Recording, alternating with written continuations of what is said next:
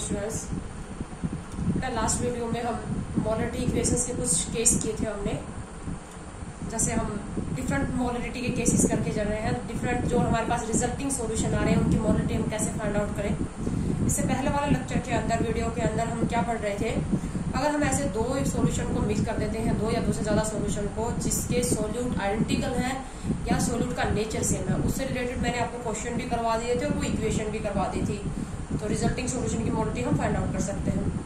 अब हम last case लेंगे इसमें, अगर हम ऐसे दो या दो से ज्यादा सॉल्यूशन को मिक्स कर रहे हैं जिनके सॉल्यूट आपस में केमिकली रिएक्ट कर देते हैं, तो उससे जो रिजल्टिंग सॉल्यूशन बनेगा उसकी मोलरिटी या फिर उससे रिलेटेड जो प्रॉब्लम है हम कैसे उसको फाइंड आउट करें, सोल्व करेंगे।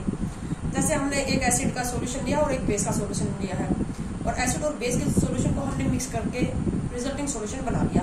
अब आपको पता है कि एसिड और बेस तो आपस में रिएक्ट करते हैं, तो इसी तरह से अगर हम दो या दो से ज्यादा रिएक्टिंग सॉल्यूशन को मिक्स कर देते हैं तो इससे रिलेटेड जो मोलरिटी से टर्म से रिलेटेड जो प्रॉब्लम है, किस टाइप की प्रॉब्लम होगी और उनको हम कैसे सोल्व करेंगे, ये हम देखते हैं। तो अब हमारा थर्ड केस है, इफ वी मिक्स 2 और मोर reacting solution.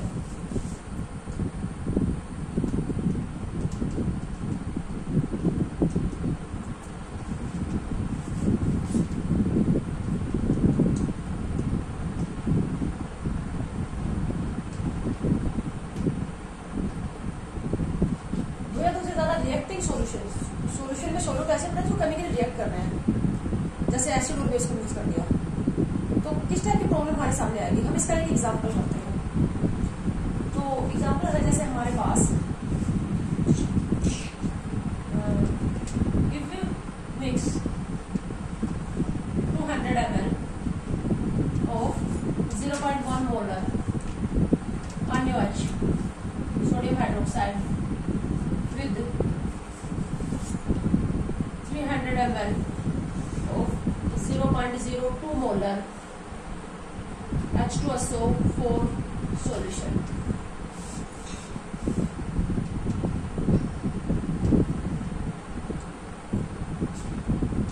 Calculate concentration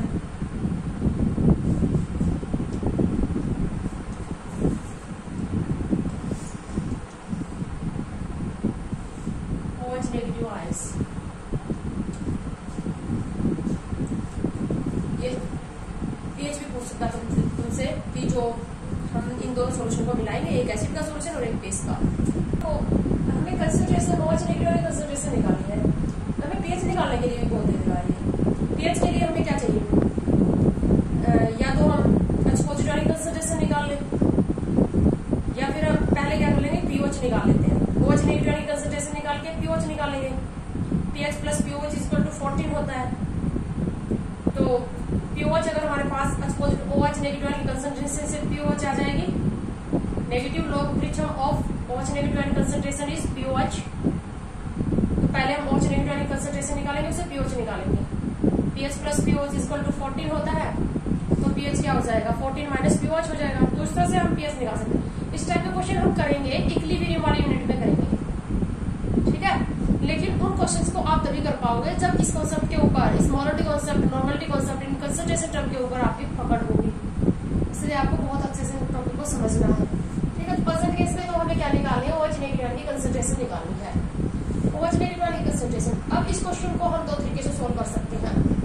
first वही हम निकालेंगे, अब हमारे पास एक सोल्यूशन है सोडियम हाइड्रोक्साइड का जो कि एक स्ट्रॉन्ग बेस है, और एक सोल्यूशन है हमारे पास H2SO4 का जो कि एक एसिड है।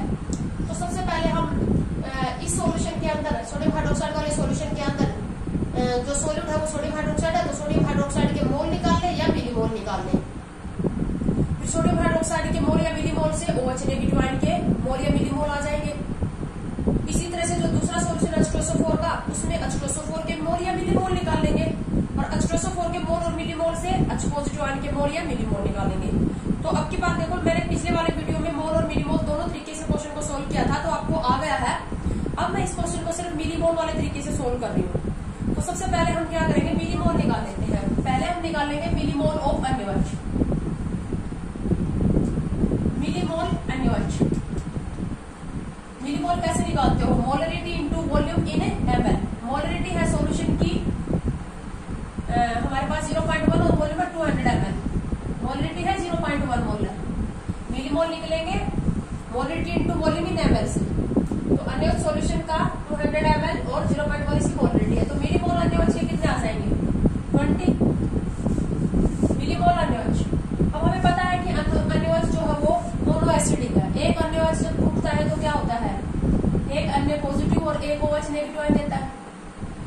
1 मिलीमोल अन्यवच क्या करेगा, 1 मिलीमोल OH नेगेटिव देगा। हमारे पास अन्यवच के मिलीमोल है 20, तो 20 मिलीमोल अन्यवच जब आयनाइज होगा तो क्या करेगा, 20 मिलीमोल ऑफ OH नेगेटिव देगा। तो हम कह सकते हैं कि millimole OH negative is equal to millimole of अन्यवच इज इक्वल टू 20। जितने मिलीमोल अन्यवच के होंगे उतने ही मिलीमोल OH नेगेटिव के आ जाएंगे। तो कितने आ गए मिलीमोल ऑफ OH नेगेटिव 20। अब यहाँ पर आ जाते हैं हम H2SO4 के मिलीमोल निकाल लेते हैं। मिलीमोल H2SO4 वॉल्यूम है 300 ml और मोलरिटी है 0.02। कितने मिलीमोल आ जाएंगे 6। H2SO4 के मिलीमोल आ गए 6। अब H2SO4 जब टूटता है तो एक H2SO4 टूट के क्या करता है, 2 H पॉजिटिव देता है। 6 मिलीमोल जब टूटेंगे तो क्या होंगे, 12 मिलीमोल H पॉजिटिव आएंगे। तो मिलीमोल H पॉजिटिव कितने आ जाएंगे, millimole H positive is equal to 2 into millimole of H2SO4 कितने हैं 6। तो मिलीमोल H पॉजिटिव कितने आ गए 12। अब इन दोनों सॉल्यूशन को हमने मिक्स कर रखा है। H पॉजिटिव के मिलीमोल ऑफ H पॉजिटिव 12 आ गए और मिलीमोल ऑफ OH नेगेटिव आ गए 20। अब हमें पता है एक H पॉजिटिव एक OH नेगेटिव के साथ रिएक्ट करके एक वाटर बनाता है, एक मॉलिक्यूल वाटर का बनता है। एक मोल H पॉजिटिव एक मोल OH नेगेटिव के साथ एक मोल वाटर बनाएगा। 1 millimole H positive 1 millimole OH negative के साथ 1 मिलीमोल H2O बनाएगा। ठीक है, तो अब हमारे पास OH नेगेटिव के मिलीमोल है 20, ये है 20 और ये है हमारे पास 12। हम ये कह सकते हैं कि 12 H पॉजिटिव 12 OH नेगेटिव के साथ रिएक्ट करके 12 H2O मॉलिक्यूल बना लेंगे। 12 के साथ ही रिएक्ट कर पाएगा, एक के साथ कर रहा है तो 12 कितने के साथ रिएक्ट कर पाएगा, 12 के साथ ही। तो 12 तो क्या होंगे 12 OH नेगेटिव आयन तो खत्म हो जाएंगे। कितने बच जाएंगे OH नेगेटिव आयन, ये भी पूरी तरह से खत्म हो जाएंगे। OH नेगेटिव के मिलीमोल बच जाएंगे 8। ध्यान रहे ये मिलीमोल है, तो OH नेगेटिव के मिलीमोल कितने रह गए 8। Millimole of OH negative ion remain 8। ये बात समझ में आ रही है ना। 12 millimole H positive 12 millimole OH negative के साथ रिएक्ट कर जाएंगे, 8 लेफ्ट रह जाएंगे। Millimole of OH negative left 8। अब ये पूछ रहा है हमसे concentration of OH negative. Last वाली वीडियो में मैंने बताया था कंसंट्रेशन अगर पूछ रहा है इसका मतलब मोलरिटी पूछ रहा है, मोलरिटी ऑफ OH नेगेटिव। अब OH नेगेटिव की मोलरिटी यानी कि millimole of OH negative present in पर ml ऑफ सॉल्यूशन, या तो ये कह लो क्योंकि अभी मिलीमोल निकाल रहे हैं तो मिलीमोल को वॉल्यूम इन ml से डिवाइड कर देंगे तो मोलरिटी OH नेगेटिव आ जाएगी।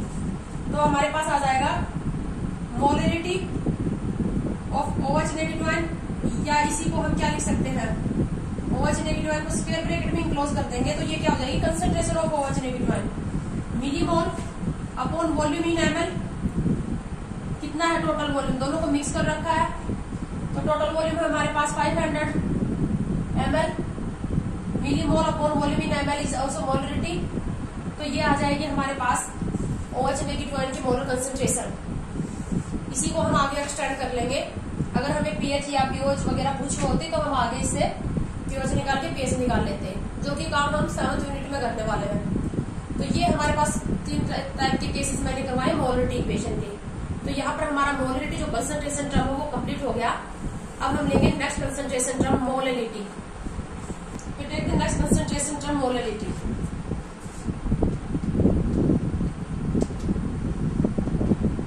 Molarity represent by small a. Molarity को हम कैपिटल अ से रिप्रेजेंट करते हैं, मोलरिटी को स्मॉल अ से रिप्रेजेंट करते हैं। What is the meaning of molarity? Number of moles of solute present in per kilogram solvent. Number of moles of solute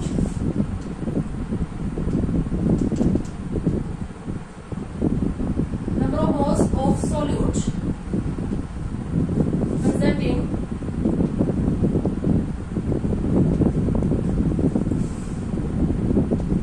per kilogram of solvent।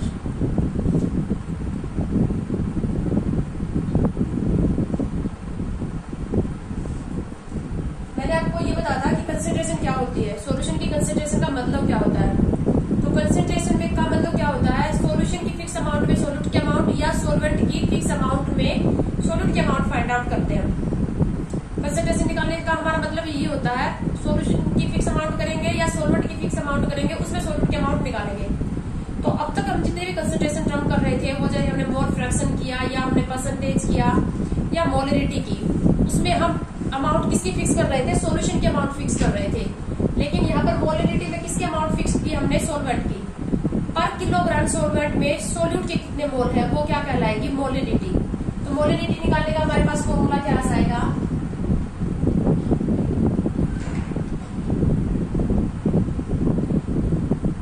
ऊपर क्या आ जाएंगे, moles of solute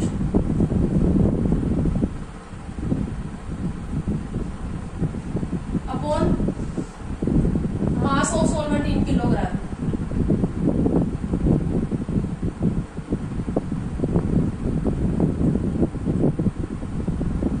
mass of solvent in kilogram, mass of solute upon mass of solvent in kilogram. Mass of solute को हम लिखते हैं अनसॉल्यूट upon weight solvent in kilogram. यह आ जाएगा हमारे पास मोलरिटी निकालने का फॉर्मूला। एक तो न्यूमेरिकल कर लेते हैं, एग्जांपल ले लेते हैं मोलरिटी कैसे निकाले। जैसे हमारे पास एग्जांपल है 60 gram urea dissolved in 1 kilogram water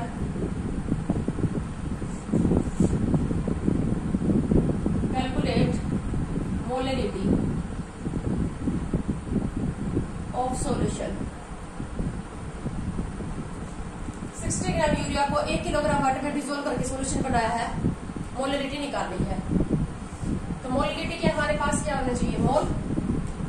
molarity क्या हो जाएगी, मोल यूरिया अपॉन वेट वाटर, इसमें किलोग्राम में। मोल यूरिया कैसे निकालोगे, मोल यूरिया के given mass upon molar mass. Given mass कितना 60 और यूरिया का मोलर मास भी 60 होता है, बार बार बोल रही हूँ, याद कर लो। तो यूरिया के मोल कितने आ गए, 1। गिवन मास भी 60 और यूरिया का मोलर मास भी 60 होता है, तो यूरिया के मोल कितने आ गए, 1। तो मोल पुट कर दिया हमने 1। वाटर हमारा सॉल्वेंट है, मास कितना दिया हुआ 1 किलोग्राम, तो 1 किलोग्राम हमने रख दिया। तो मोलरिटी आ गई 1 मोलर। इसको क्या रीड करोगे, 1 molar. 1 molar, what is the mean of this, 1 mole solute present in per kilogram 1 kilogram of solvent. इसका मतलब क्या है, जैसे x मोलर दे दिया, x mole solute present in 1 kilogram of solvent. जैसे हम पहले करते थे, जैसे मैंने दिया x मोलर, इस x मोलर का मतलब x mole solute present in 1 litre of solution. और x मोलर रीड करेंगे, स्मॉल m है तो मोलर रीड करेंगे और कैपिटल m है तो मोलर रीड करेंगे। इसका मतलब है एक x मोल सोल्यूट के 1 किलोग्राम सॉल्वेंट में प्रेजेंट है। इसका मतलब है x मोल सोल्यूट के 1 लीटर सॉल्यूशन में प्रेजेंट है। ठीक है, तो ये हमारे पास आ गई मोलरिटी। अब एक और बात मैं आपको बताना चाहती हूँ, मोलरिटी और मोलरिटी में जो मोलरिटी है वो टेम्परेचर इंडिपेंडेंट कंसंट्रेशन टर्म है। टेम्परेचर का इसके ऊपर कोई फर्क नहीं पड़ेगा, टेम्परेचर का मोलरिटी के ऊपर कोई फर्क नहीं पड़ेगा। किसी भी टेम्परेचर के ऊपर आप निकालोगे, T1 टेम्परेचर के ऊपर, T2 टेम्परेचर के ऊपर एक सॉल्यूशन आपने बनाया। जब बनाया तो टेम्परेचर वहां पर था T1, फिर थोड़ी देर बाद रख दिया तो वहां पर टेम्परेचर, उसके सराउंडिंग का टेम्परेचर चेंज हो गया, तो सॉल्यूशन का टेम्परेचर भी चेंज हो गया। अब सॉल्यूशन का टेम्परेचर हो गया T2। तो आपने सॉल्यूशन बना के रख दिया, तो क्या उस सॉल्यूशन की मोलरिटी चेंज होगी, नहीं होगी। क्यों, क्योंकि मोलरिटी के ऊपर टेम्परेचर का कोई इफेक्ट नहीं पड़ता। क्यों नहीं पड़ता, क्योंकि जब हमने मोलरिटी निकाली है तो यहाँ पर सॉल्यूशन का वॉल्यूम इन्वॉल्व नहीं हुआ। वॉल्यूम के ऊपर टेम्परेचर का इफेक्ट पड़ता है। टेम्परेचर जैसे जैसे इंक्रीज हो जाता है, वॉल्यूम भी क्या होता है, इंक्रीज हो जाता है एक्सपेंशन की वजह से। बट मोलरिटी में वॉल्यूम यूज नहीं हो रहा है, इसलिए मोलरिटी के ऊपर टेम्परेचर का कोई इफेक्ट नहीं पड़ता। यानी कि वॉल्यूम जो है, जो मोलरिटी है वो टेम्परेचर इंडिपेंडेंट कंसंट्रेशन टर्म है, जबकि मोलरिटी जो है वो टेम्परेचर डिपेंडेंट है। तो अगर आपने कोई अनमोलर सॉल्यूशन बना के रख दिया T1 टेम्परेचर के ऊपर और थोड़ी देर बाद वहां पर उस सॉल्यूशन का टेम्परेचर हो गया T2, इंक्रीज हो गया या डिक्रीज जो भी है, चेंज हो गया, तो उस सॉल्यूशन की जो मोलरिटी होगी वो भी चेंज हो जाएगी। क्यों? क्योंकि वहां पर वॉल्यूम ही इन्वॉल्व हो रहा है, moles of solid present in पर लीटर ऑफ सॉल्यूशन, तो वॉल्यूम चेंज होगा। अगर टेम्परेचर इंक्रीज हुआ तो वॉल्यूम इंक्रीज होगा, और वॉल्यूम इंक्रीज होगा तो मोलरिटी क्या हो जाएगी? डिक्रीज। तो कंसंट्रेशन जो मोलरिटी जो है वो वॉल्यूम डिपेंडेंट कंसंट्रेशन टर्म है और उसके ऊपर टेम्परेचर का इफेक्ट पड़ता है, वो टेम्परेचर के अकॉर्डिंग चेंज होती रहेगी, जबकि मोलरिटी नहीं होगी। जितने भी कंसंट्रेशन टर्म है जिनमें वॉल्यूम आया है, अब जैसे हमने परसेंटेज मेथड किया था, W/V परसेंटेज, V/V परसेंटेज, जितने भी कंसंट्रेशन टर्म में वॉल्यूम इन्वॉल्व हो रहा है वो सारी क्या होंगी? टेम्परेचर डिपेंडेंट कंसंट्रेशन टर्म होंगी। जबकि जिनमें वॉल्यूम नहीं आ रहा, जैसे कि मोल फ्रैक्शन में नहीं आया वॉल्यूम, W/W परसेंटेज में नहीं आया, मोलरिटी में नहीं आया, जिनमें वॉल्यूम नहीं कंसीडर होता वो टेम्परेचर इंडिपेंडेंट कंसंट्रेशन टर्म होगी। ठीक है, एक और क्वेश्चन ले लेते हैं इसको अच्छी तरह से समझने के लिए मोलरिटी को। हमारे पास 60 gram urea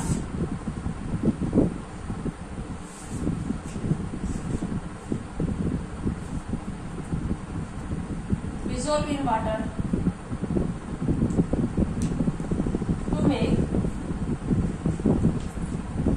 1 kilogram solution. Find molality. Find molality of solution.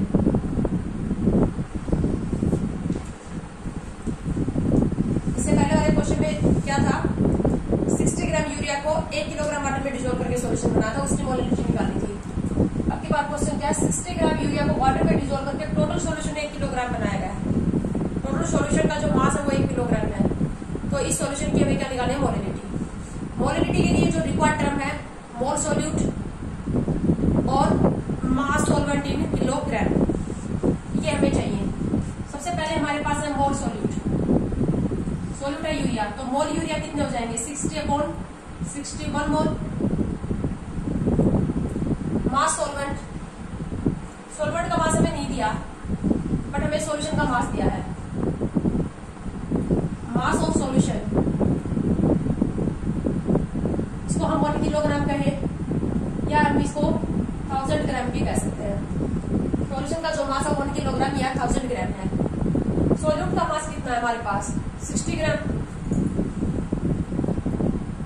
Mass of solute कितना है? 60 ग्राम।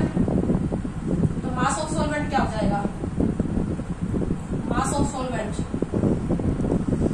सॉल्यूशन मास में से सॉल्यूट का मास हटा देते हैं, 1000 माइनस 60 940 ग्राम। अब मोलरिटी में आ जाते हैं। 940 ग्राम को कितना किलोग्राम लिख सकते हैं? 0.94 किलोग्राम। ग्राम को हमने किलोग्राम में कन्वर्ट कर लिया तो 0.94 किलोग्राम। अब आ जाते हैं मोलरिटी। मोलरिटी क्या होगी? Mole urea upon weight solvent in किसमें? किलोग्राम में। मोल यूरिया के कितने हैं? 1। सॉल्वेंट का वेट किलोग्राम में 0.94 किलोग्राम। यूनिट क्या हो जाएगी मोलरिटी की? मोल पर किलोग्राम। क्या जाएगा? यूनिट मोल पर किलोग्राम। तो इस तरह से हम सॉल्यूशन की क्या निकाल सकते हैं? मोलरिटी।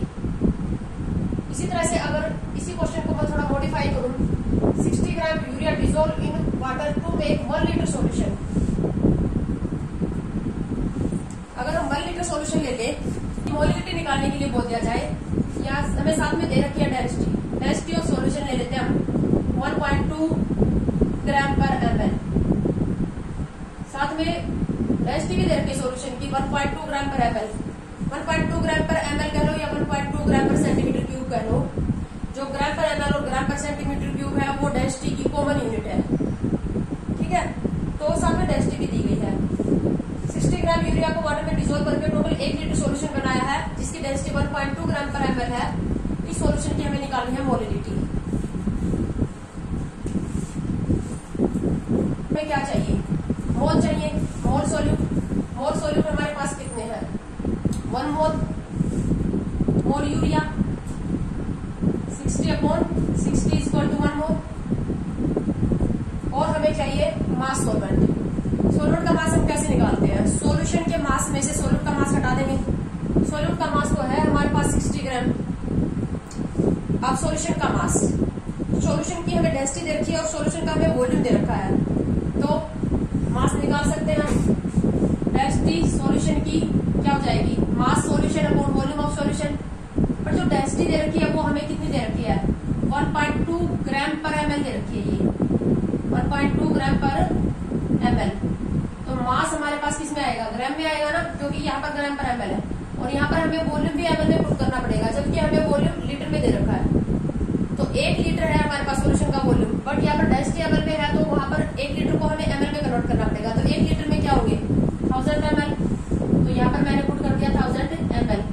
तो मास किस में आ जाएगा? ये किसका मास आएगा? सॉल्यूशन का मास। सॉल्यूशन मास ऑफ सॉल्यूशन क्या जाएगा? 1.2 इंटू 1000, 1200 ग्राम। किलोग्राम में कन्वर्ट करोगे तो क्या हो जाएगा? 1.2 किलोग्राम। मास सॉल्वेंट किलोग्राम में चाहिए ना हमें, पहले हम इसको 1200 ग्राम में ही कन्वर्ट कर रखते हैं, क्योंकि हमें हमारे पास सोल्यूट का मास है जो वो है ग्राम में ही है। मास ऑफ सोल्यूट कितना है? 60 ग्राम। तो मास ऑफ सॉल्वेंट कितना आ जाएगा? मास ऑफ सॉल्वेंट 1200 माइनस 60, 1140 ग्राम। 1140 ग्राम आ जाएगा ना? कितना आ जाएगा ये किलोग्राम में? 1.14 किलोग्राम। अब आ जाते हैं मोलिडिटी के फॉर्मूले पे। मोलिडिटी क्या होगी? मोल solute upon weight solvent kilogram में। मोल सॉल्यूट है 1, सॉल्वेंट का वेट, वाटर का वेट किलोग्राम में 1.14 किलोग्राम। तो ये आ जाएगी सॉल्यूशन की मोलिडिटी। मोलिडिटी अगर निकालने के लिए बोले तत्व में तो बहुत आसान है। मोलिडिटी कितनी आ जाती? पर लीटर सॉल्यूशन में सोल्यूट के मोल, सोल्यूट के मोल कितना है? 1। कितने में है? 1 लीटर में। तो मोलिडिटी कितनी आ जाती? 1 मोलर। सॉल्यूशन की मोलिडिटी कितनी आ जाती? 1 मोलर। ठीक है, तो इस तरह से हम निकालेंगे। अब हम लेंगे, अगर हमें इंटर कन्वर्जन दोनों का, मोलिडिटी, मोल फ्रैक्शन और परसेंटेज, ये सारे कंसंट्रेशन टर्म हम कर चुके हैं। अब हम लेंगे इनका इंटर कन्वर्जन। हमें एक कंसंट्रेशन टर्म दी जाएगी, रिमेनिंग कंसंट्रेशन टर्म जो होंगे वो हम फाइंड आउट करेंगे। पहले हम इन दोनों के बीच में भी रिलेशनशिप लेंगे। मोलिडिटी और मोलिडिटी के बीच में क्या रिलेशनशिप है? अगर हमें मोलिडिटी देके मोलिडिटी पूछ ले या वाइस वर्सा, तो वहां पर ये रिलेशनशिप हमारी बहुत हेल्प करेगा। ठीक है, जो रिलेशनशिप है डिफरेंट कंसंट्रेशन टर्म के बीच में, वो हम नेक्स्ट वीडियो में लेंगे।